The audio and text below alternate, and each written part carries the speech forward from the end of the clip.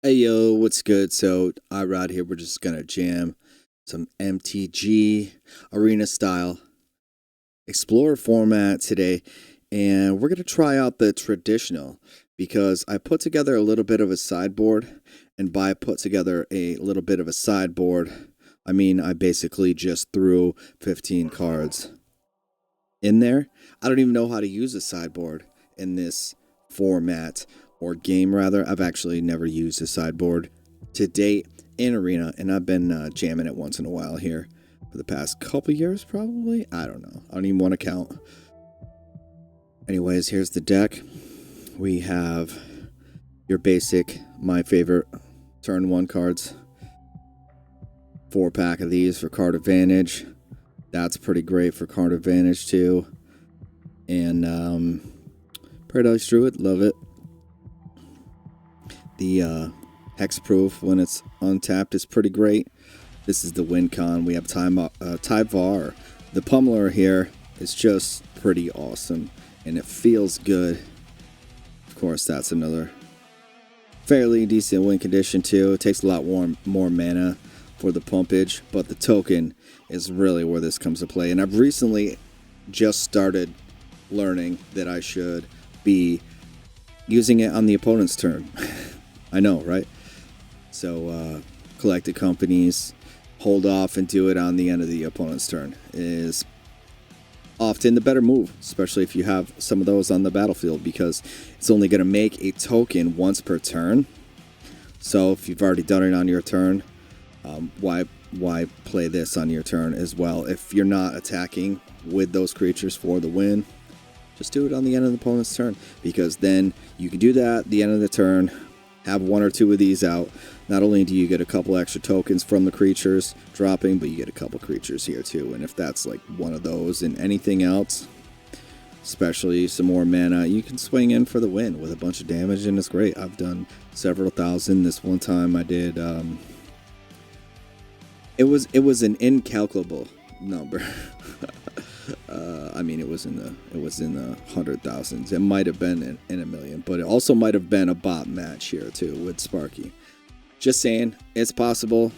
It'd be cooler if it was trample, but you can multiply a lot of damage here, because each time you trigger Tyvar's ability, it's going to do +X to all your creatures, where X is the greatest power among your creatures, right? So if you do it once, let's say biggest power creature is 5.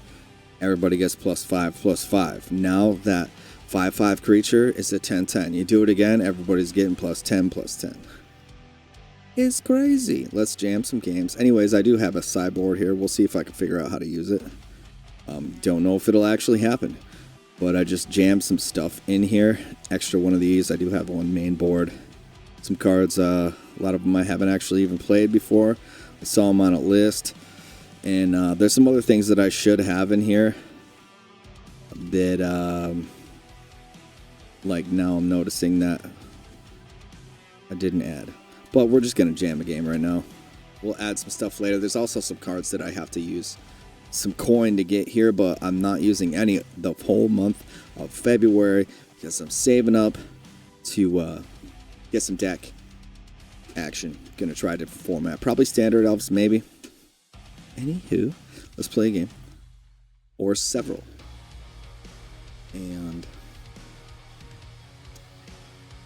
that is the big play button. That's what you do there. Alright. We're gonna do traditional explorer. Because then that's best 2 out of 3. If they hang out that long.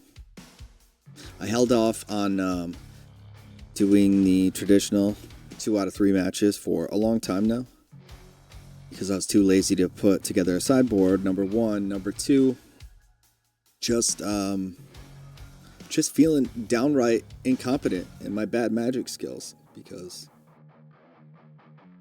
I guess I was like, oh, I can get lucky a lot with elves, but I felt like if we go to game 2, I always just feel like the other player is better than me, and they probably are. And a lot of times I just basically goldfish, right? I basically just play my deck and don't put enough thought into what they're doing, what their plan is, what they should be doing. I recognize cards in the plan overall a lot of times if I play the deck a bunch against an opponent deck, basically, but a lot of times it just doesn't register, and it's a lot of brain power when I have to do elf math. It's just kind of just goes over my head. So I feel like a lot of people know more about the metagame than I do, and they probably do. And I feel like people are better suited with their sideboard against mine, especially since I haven't had one and don't really know how to use one yet. But that's why we're here, to play Bad Magic and maybe learn something about it along the way. I do know that I always want to play first when I can. I do know that this is not the best playing first hand on the play, but I also know if I mulligan, it will likely get worse, and this is fine. I don't love not having a turn 1. Ideally, we want a turn 1 mana dork, Mystic or Llanowar, and then turn 2 Archdruid, but 9 times out of 10, one of those dies anyway, so we'll take this and settle for the hexproof Paradise Druid dork on turn 2. And I don't like the color red. At least I am on the play. 2.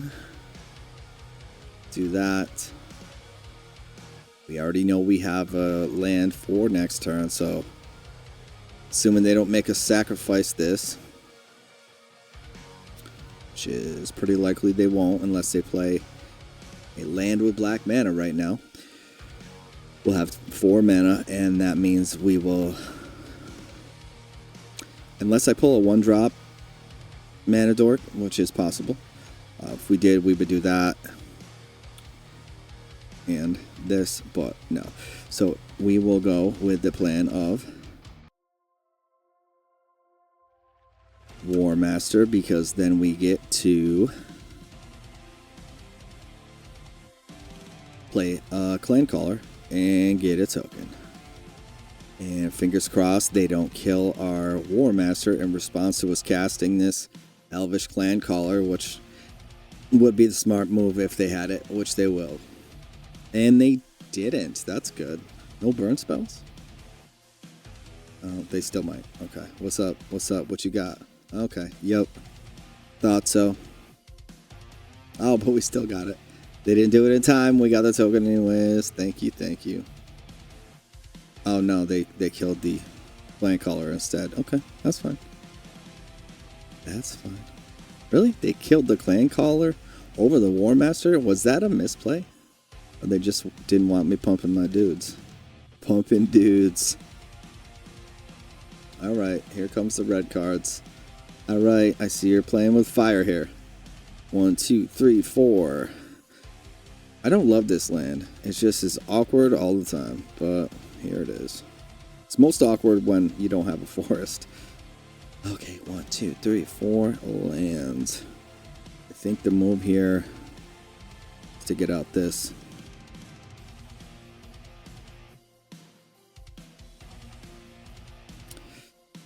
To the Archdruid and Llanowar. And what's this guy do? Okay. Yeah, we'll just end turn here.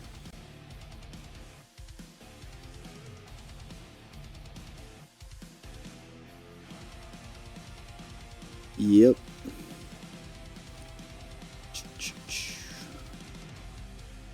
What's this bitch you be doing here? Chandra. Oh no, you killed my druid. Oh, now you're gonna kill that one too. I'll take 2, sir. Sir, ma'am.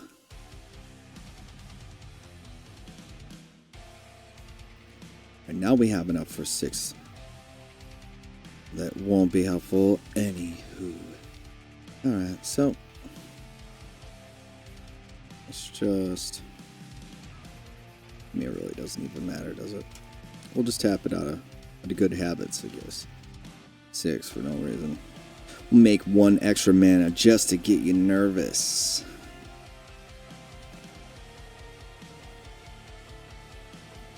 And the Clancaller. Alright, I mean, I guess we... What's that even do? -7. Exile the top 5 cards of your library. You may cast red spells from among them this turn. You get an emblem with whenever red spells cast. X damage. I mean, we...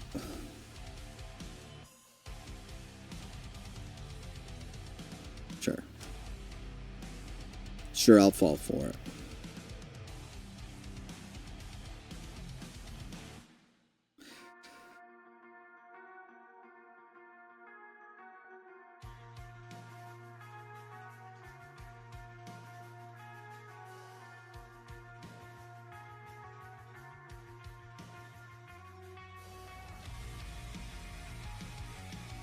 Exile the top card of your library.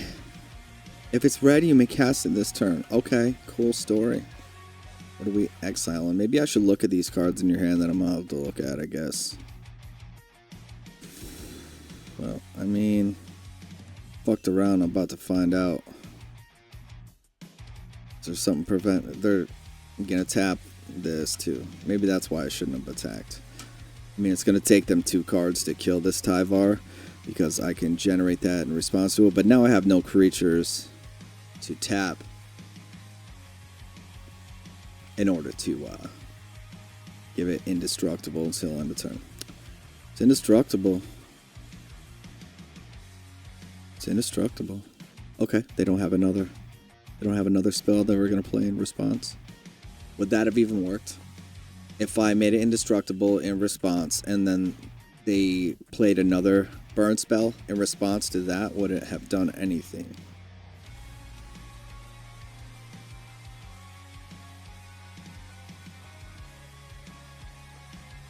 What do I do here? What do I do here? Do I pass the turn? No, I'm gonna pass the turn.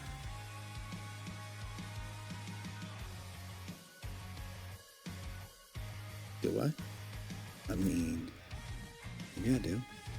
Maybe I just swing with this.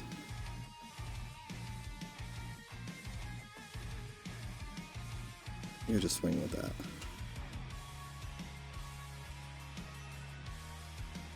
Swing with that. If you block it, I tap my token to make it indestructible. They don't have any mana to do any tricks.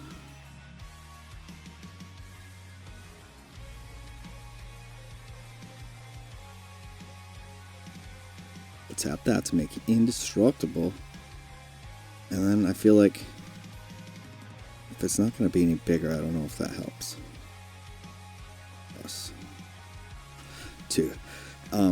Yeah. It's big enough to kill that. Anyways, if they played a pump spell with no mana in response, I probably would have collected company in response to that to pump up more, possibly, since there is many cards that are creatures in this deck that pump the team. +1/+1, so yup. I think like 12 of them. Probably have like 12 of them. Maybe less. Probably 10. Let's say 10. Let's say there's 10 cards. There's probably more. There's like 14, I bet. They give each elf +1/+1. Okay. Okay.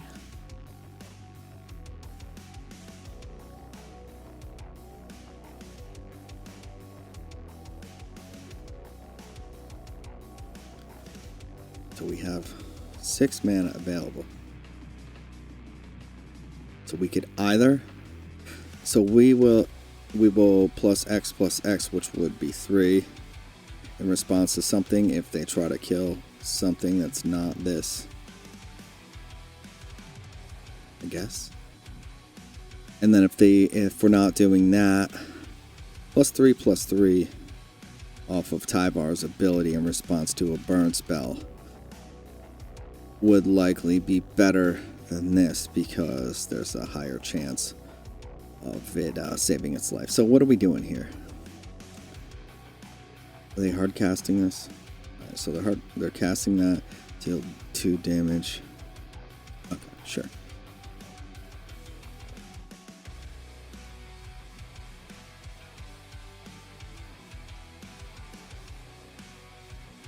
Two damage to that. Okay. Yeah, so we are going to do that. We'll do that. Fine.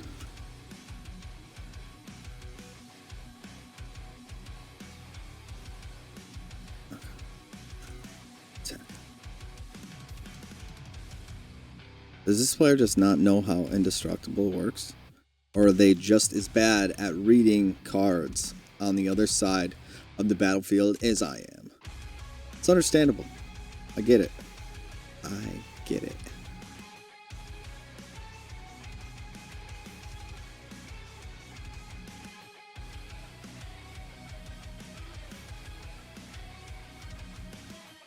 I feel like it might be a trap, but I'm falling for it. We're gonna take that. And we'll take that. And still don't think I'm blocking. No blocks. You don't have enough to kill me with tricks.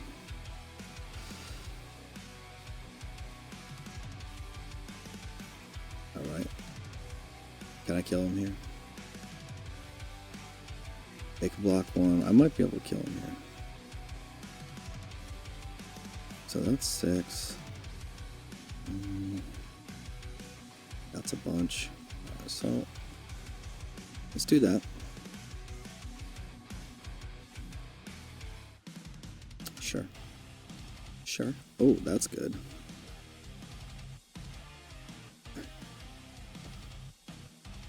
Oh, let's do that. It's 5.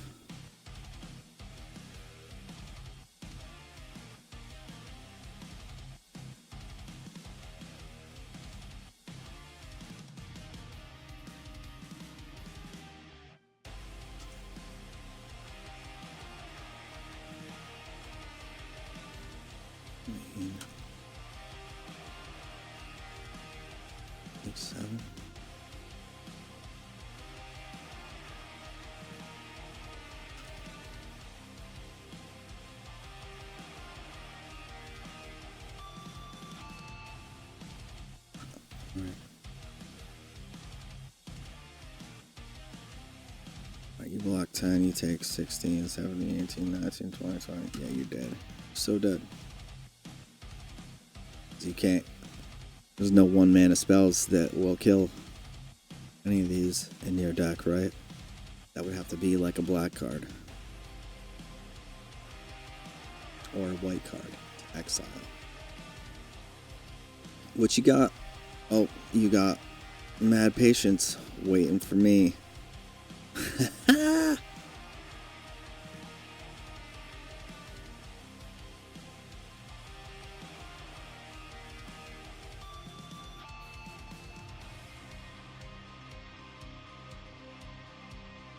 Is this the part where they get salty that they're about to lose and just... I imagine that they storm out of the room or throw their phone across the room because they thought they were going to win, and then all of a sudden I swing with lethal and they act like a big baby, and instead of just rage quitting like a big baby, they just sit there and force me to wait till the clock runs out if I want the win. I only do that to people that make me mad. I do act like a baby. I only do it when people say good game to me right before they're pretty sure that they're going to beat me. It's just cocky and annoying.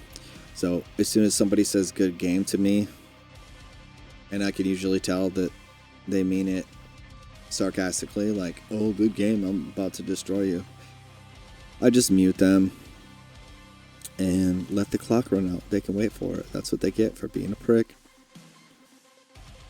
Either that, or if they really piss me off, I'll just keep saying good game and oops over and over again. And nice. Alright. So we won. So how does this sideboard thing work? Do I have a sideboard? Where is my sideboard? Okay. Oh, okay. So I do that.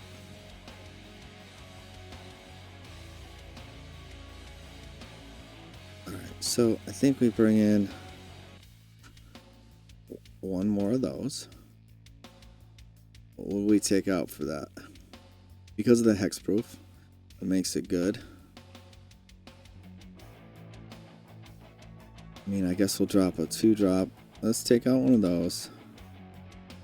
And what were they even doing? I mean, that would be fine, I guess.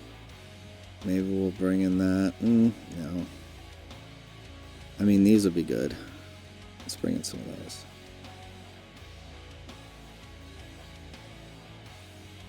And then I guess maybe we'll drop some mystics.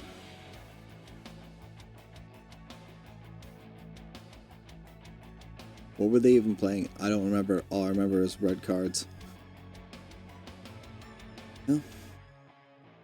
We'll give that a try. We'll give it a try.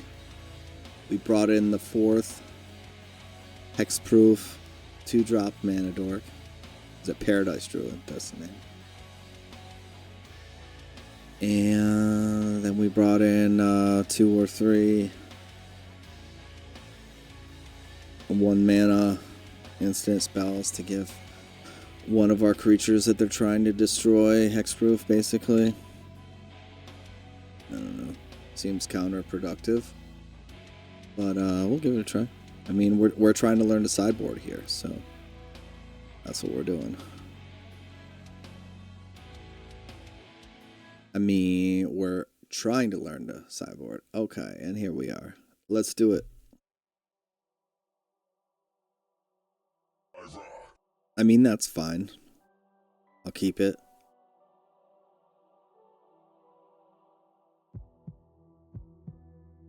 Okay. So they changed their mind? Alright, they changed their mind. I guess we win. Guess we just win. That's cool. Too bad we couldn't. Okay, all we can see is that. So were they playing black in that deck or not? I guess we'll never know.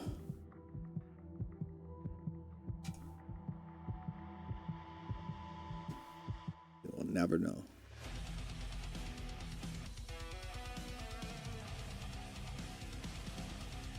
Whoop whoop. What did we get? What did we get? A dog. Just what I always wanted. An XP, that's the most important part. Alright. Let's do some deck changes here.